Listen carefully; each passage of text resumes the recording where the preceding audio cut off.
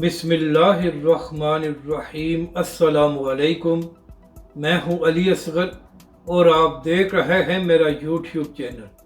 Supreme court का फैसला और उलमाए किराम का रद्द-ए-अमल, मुफ्ती मुनीब रहमान साहब का भी बयान सामने आ गया। इस वीडियो में हम इसी के मुतालिक बात करेंगे।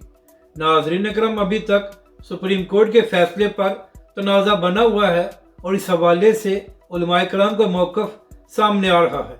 नाज़रीन करम, जमात इस्लामी के फरीद पराचा साहब ने अपने बयान में कहा है कि इस केस का फैसला सुनाते हुए चीफ जस्टिस साहब ने आइन का ख्याल नहीं किया, तो लिहाजा ये फैसला हमें काबिल कबूल नहीं है।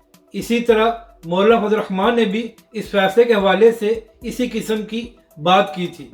और नाज़रीन करम, ये भी खबर सामने आई थी कि तहरीक लब्बैक के अमीर हाफिज साद रिजवी ने इस केस के हवाले से मुफ्ती मुनीब रहमान साहब से रब्ता किया है।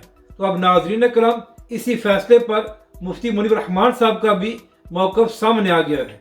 नाज़रीन करम, एक तकरीब से खिताब करते हुए मुफ्ती मुनीब रहमान साहब ने इस फैसले के हवाले से बात की है। नाज़रीन करम, मुफ्ती मुनीब रहमान साहब ने खिताब करते हुए कहा है कि सुप्रीम कोर्ट ने फैसला ये दिया है कि यह केस 2019 का है और कानून 2020 में बना था, तो लिहाजा इस शख्स को 2020 के कानून पर सज़ा नहीं दी जा सकती, तो इसको ज़मानत दी जाती है। मुफ्ती मुनीब रहमान साहब ने कहा कि अगर यह फैसला सिर्फ ज़मानत पर ख़त्म हो जाता तो शायद मामलात इस हद तक ना जाते, लेकिन इस फैसले में जो मज़ीद बातें लिखी गई हैं उसकी वजह से इस पर एतराज़ किया जा रहा है।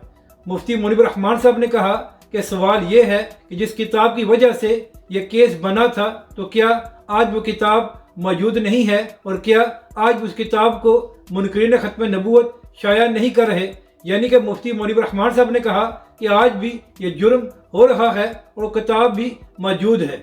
मुफ्ती मुनीब रहमान साहब ने कहा कि इस फैसले में जज हजरात ने यह हुक्म क्यों नहीं दिया कि इस किताब की तमाम कापियों को जब्त किया जाए और आइंदा इस किताब की इशाअत पर मुकम्मल पाबंदी लगाई जाए। नाज़रीन करम, मुफ्ती मुनीब रहमान साहब ने कहा कि इस फैसले को पढ़कर तासुर ये मिलता है कि जज हजरात का सारा जोर इसी तरफ था कि इस शख्स को जमानत दी जाए।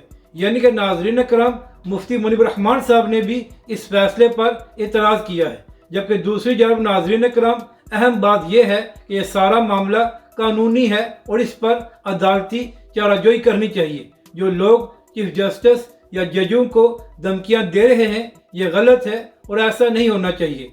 हमारा हक है कि हम अदालती फैसले पर एतराज़ करें या उस पर नज़रसानी की दरख्वास्त दें, मगर नाज़रीन करम, जज हजरात को धमकियां देना गलत है और इससे मामलात ख़राब होंगे। और नाज़रीन करम, तहरीक लब्बैक के हवाले से भी यही खबर सामने आ रही है कि इस फैसले पर तहरीक लब्बैक पाकिस्तान नज़रसानी की दरख्वास्त देगी। यानी कि नाज़रीन करम, तहरीक लब्बैक पाकिस्तान भी कानूनी रास्ता इख्तियार कर रही है, क्योंकि ये सारा मामला अदालती और कानूनी है, तो इस पर किसी को धमकियां नहीं देनी चाहिए। अगर आपको ये वीडियो अच्छी लगे तो इसे लाइक और शेयर ज़रूर करें और हमारे इस चैनल को भी सब्सक्राइब करें।